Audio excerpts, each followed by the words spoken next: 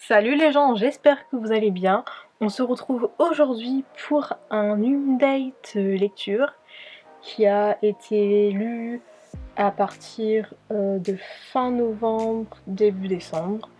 Et voilà, donc j'ai 2 livres numériques à vous présenter, un livre papier qui est un manga, et on commence dès maintenant. Le premier livre que je vais vous parler ici, il s'agit de La guerre des clans, du cycle 3, Le pouvoir des étoiles, du tome 2, La rivière noire, de Erin Hunter, aux éditions Pocket Jeunesse. J'avais trop aimé le premier tome, et le deuxième tome est également incroyable. Tout comme le précédent tome, celui-ci commence également très fort.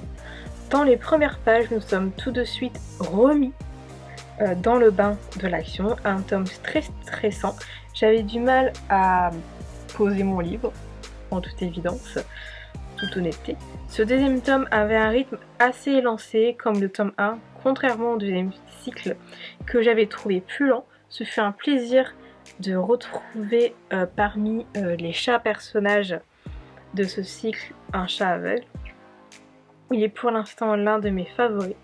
Il est très intéressant à suivre. En bref, je ne vais pas m'aventurer plus loin au risque de spoiler certaines choses. Je dirais juste que c'est un tome avec beaucoup d'action et que je ne me suis pas du tout ennuyée et que j'ai trop hâte de lire du coup le tome 3. Je l'ai lu un peu plus lentement, celui-là. J'ai commencé le 27, j'ai terminé le 30. Mais franchement, un deuxième tome tout aussi incroyable que le premier. J'espère que vous lisez La guerre des clans, et en même temps, si vous lisez pas, je comprends, il y a beaucoup de cycles. Mais vraiment une pépite. Le deuxième livre que j'ai lu pour cette update lecture, il s'agit de Children of the Sun, le dernier tome de cette trilogie, qui s'intitule Ténébris, donc de Kat Thibault, et toujours en auto-édité. Si vous arrivez, je vais vous expliquer rapidement de quoi parle Children of the Sun. C'est l'histoire de Sun, que l'on voit juste là, qui est mi-humaine, mi-déesse. Et sa famille va se faire tuer, et donc elle va avoir seulement un mot à sa bouche, c'est-à-dire vengeance. Et elle va faire équipe avec tous ces personnages que vous voyez là, qui sont aussi atypiques qu'incroyables. Mon préféré, c'est Zane. Si je me trompe pas, c'est lui. Là on a Nevan. Là on a Holo. Et voilà. Et voilà, là c'est Zelda, je crois. Et bref.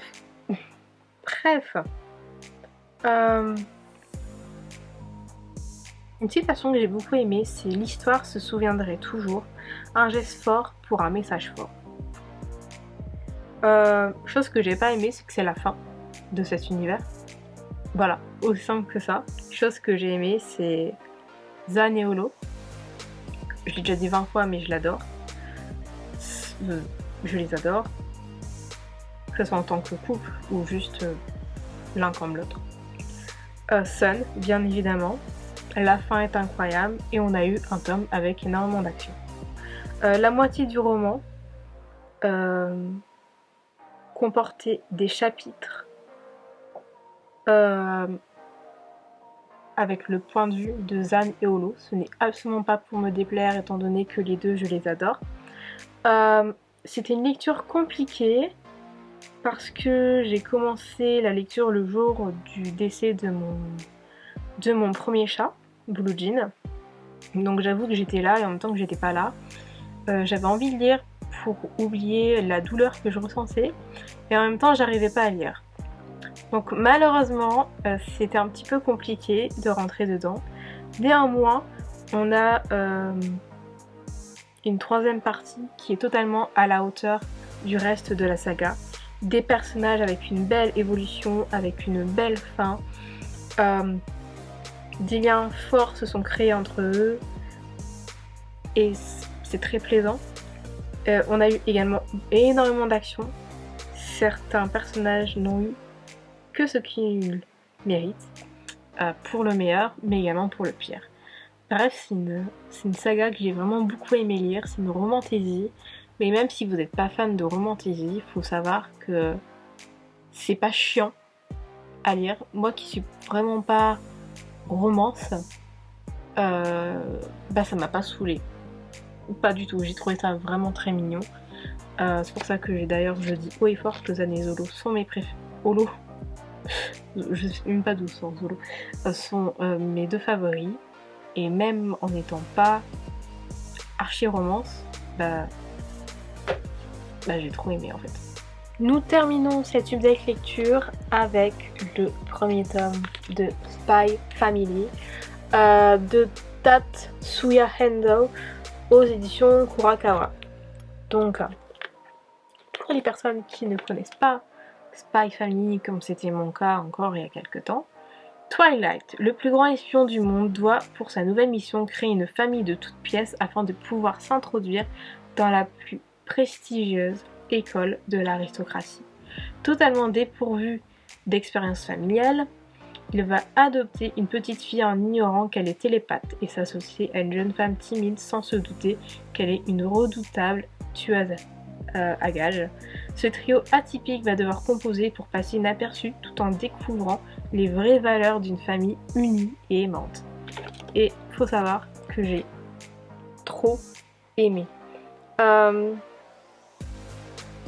y a de l'espionnage. J'adore le pouvoir de Anaya, qui est donc la petite fille. J'adore la froideur de Twilight. J'adore le fait que sa femme est une tueuse à gages. C'est vraiment trop drôle. C'est une lecture qui est arrivée en toute honnêteté vraiment au bon moment. Je dois cependant avouer qu'en commençant cette lecture, je m'attendais pas forcément à rire. Et franchement, c'est tant mieux. Ce manga se lit très rapidement, je l'ai d'ailleurs lu en une journée. L'histoire est si prenante que les pages défilent toutes seules. Un premier tome très addictif, étant fan d'espionnage depuis petite, ce premier tome ne pouvait que me plaire. De plus, il est très drôle, j'ai beaucoup ri des actions ou pensées des personnages, notamment de Anaya. Et je suis très impatiente de lire la suite.